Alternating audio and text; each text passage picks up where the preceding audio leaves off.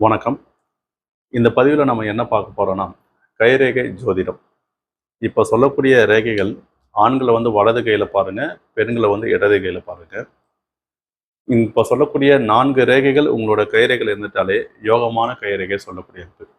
அப்போ நான் சொல்லக்கூடிய மெத்தடை நீங்க வந்து அப்ளை பண்ணி பாருங்க உங்க கைரேகையில. கரெக்டா இந்த மெத்தட் இருந்ததுன்னா, உங்களுக்கு மணி ஏர்ன் பண்ணக்கூடிய அமைப்பு, திடீர் அதிர்ஷ்டம் ஏற்படக்கூடிய அமைப்பு, சப்போர்ட்டிவ் சொல்லக்கூடிய அமைப்புல குடும்பத்தினார், குடும்ப உறுப்பினர்களால் நம்மளுக்கு ஒரு மன நிறைவு ஏற்படக்கூடிய நிலை. இந்த மாதிரி ஒரு பொசிஷனில் போகக்கூடிய கை ரேகை தான் உங்களுக்கு இப்போ ஒரு 4 ரேகைகள் உங்களுக்கு நான் சொல்ல போகிறேன். ஒன் பை ஒன்னாக பார்க்கலாம். ஃபஸ்ட்டு வந்து உங்களுக்கு வந்து இந்த ஆயில் ரேகை இருக்கு பாருங்க. இந்த ஆயில் ரேகை எல்லாருக்கும் தெரிஞ்சிருக்கும். இந்த ஆயில் ரேகை ஒட்டின மாதிரியே உங்களுக்கு வந்து ஒரு சப்போர்ட்டிங் லைன் சொல்லக்கூடிய அமைப்பு. அது வந்து செவ்வாய் ரேகை சொல்லுவோம், செல்வாக்கு ரேகைன்னு சொல்லுவோம். அப்போ அந்த சப்போர்ட்டிங் லைன் உங்களுக்கு இருந்ததுன்னா, ஆண்கள் கையில் இருந்ததுன்னா மனைவியால் ஆண்களுக்கு யோகங்கள் சொல்லக்கூடிய அமைப்பு. பெண்கள் கையில் இதே ரேகை அமைப்பு இருந்ததுன்னா கணவரால் பெண்களுக்கு யோகம் சொல்லக்கூடிய அமைப்பு. இந்த மாதிரி தான் உங்களுக்கு வந்து இந்த ரேகைகள் இருக்கும். இந்த ரேகைகள் இருந்துட்டாலே உங்களுக்கு வசதி வாய்ப்புகள், சொத்து சுகங்கள் சொல்லக்கூடிய அமைப்பு, சொந்த வீட்டில் இருக்கக்கூடிய குடுப்பனை சொல்லக்கூடிய அமைப்பு, வாகனங்கள் சொல்லக்கூடிய அமைப்பு, பொருளாதார சார்ந்த விஷயங்களில் பெரிய தொந்தரவுகள்லாம் உங்களுக்கு ஏற்படாது. ஏன்னா சில காலகட்டத்தில் இந்த விதிரேகை நம்ம கம்பேர் பண்ணணும். சில விஷயங்களை தடை கொண்டு வந்தோம்னா கொஞ்சம் மந்தமாக இருக்கும். ஆனால் எப்படியா இருந்தாலும் இவங்களோட பருவத்துக்கு ஏற்ற மாதிரி என்னென்ன தேவைகளோ அதெல்லாம் பூர்த்தி ஆகிடும். இந்த சப்போர்ட்டிங் லைன் இருந்ததுன்னா உங்களுக்கு ரொம்பவே ஆரோக்கியமான அமைப்பு. இப்போ உடல் ரீதியான விஷயங்கள் எதனா பிரச்சனை வந்தால் கூட ரெக்கவர் ஆகி நம்ம வந்து மீண்டு வரக்கூடிய அமைப்புன்ற மாதிரி கொண்டு வரோம். அதனால் இந்த ரேகை உங்கள் கைரேகையில் இருக்கான்னு பாருங்கள். நெக்ஸ்ட்டு, நிறைய பேருக்கு இருதய ரேகை, புத்தி ரேகை சொல்லக்கூடிய அமைப்பில் எக்ஸ்குறி அமைப்பு எல்லாருக்குமே தெரிஞ்சிருக்கும். அந்த எக்ஸ்குறி அமைப்புலேயே இந்த மாதிரி எக்ஸ்குறி உங்களுக்கு இருக்கான்னு பாருங்க.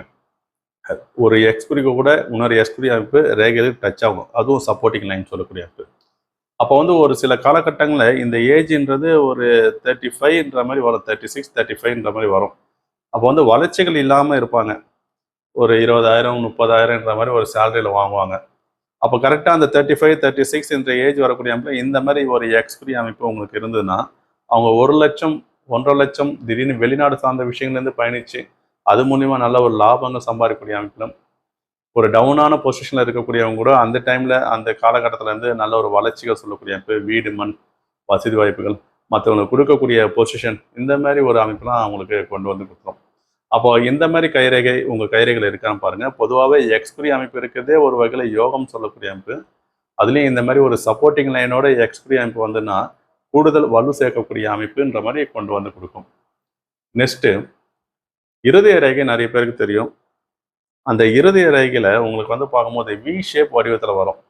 அந்த வி ஷேப் வடிவத்தில் வர்றது வந்து பார்க்கும்போது கரெக்டாக உங்களுக்கு இந்த விதி ரேகையிலேருந்து கனெக்ட் ஆகிட்டு அப்படியே இருதய ரேகை டச் பண்ணிட்டு வி ஷேப் வடிவத்தில் வரலாம். இல்லைனா இருதய ரேகையிலே வி ஷேப் வடிவங்கள்ன்ற மாதிரி வரும். இந்த மாதிரி 2 கேட்டகரியில் உங்களுக்கு எந்த மாதிரி கேட்டகரியில் வந்தாலும் சரி, நல்ல ஒரு மனிதர் சொல்லக்கூடியவங்களா இருப்பீங்க. சொசைட்டியில் உங்களுக்கும் ஒரு மதிக்கத்தக்க அமைப்பில் இருக்கக்கூடிய நிலை. அதேமாதிரி அந்த குரு மேடை நோக்கின மாதிரி பயணிக்கிறதுனால எப்போல்லாம் உங்களுக்கு குரு டிரான்சிட் ஆகுதோ அப்போல்லாம் உங்களுக்கு ஒரு நல்ல ஒரு சேஞ்சஸ் கிடைக்கும். அப்போ இந்த குரு சொல்லக்கூடியவங்க தான் தனக்காரகன். அந்த மேடை நோக்கின மாதிரி உங்கள் விதி ரேகையோட இருதய ரேகை கனெக்ட் ஆகிட்டு உங்களுக்கு இந்த மாதிரி ஒரு பொசிஷனில் போனாலே உங்களுக்கு பண வரவு ஏற்படக்கூடிய நிலைன்ற மாதிரி உங்களுக்கு கொண்டு வந்து கொடுக்கும்.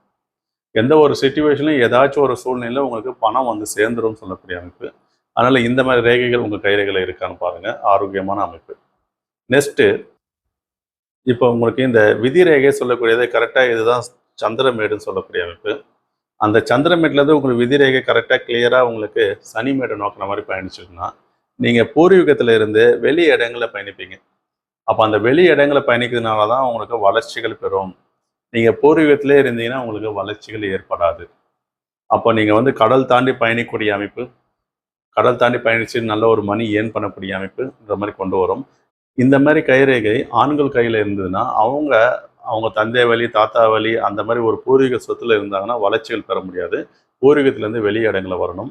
அதேமாரி பெண்களோட கைரேகையில் இந்த மாதிரி அமைப்பு இருந்ததுன்னா அவங்க வந்து பூர்வீகத்தில் இருக்கக்கூடிய நபர்களுக்கு அது செட் ஆகாது. அது பெண்களுக்கும் சப்போர்ட் பண்ணும்.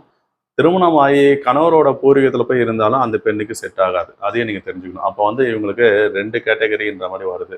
இப்போ சொல்லக்கூடிய 4 ரேகைகளும் உங்கள் கைரேகைகளை அப்ளை பண்ணி பாருங்கள். இருந்ததுன்னா அதில் ஏதாச்சும் உங்களுக்கு டவுட் வந்ததுன்னா கமெண்டில் தெரிவிங்க. அதுக்குண்டான ரீப்ளை உங்களுக்கு கிடைக்கும். அடுத்த ஒரு நல்ல ஒரு பதிவில் சந்திப்போம். நன்றி, வணக்கம்.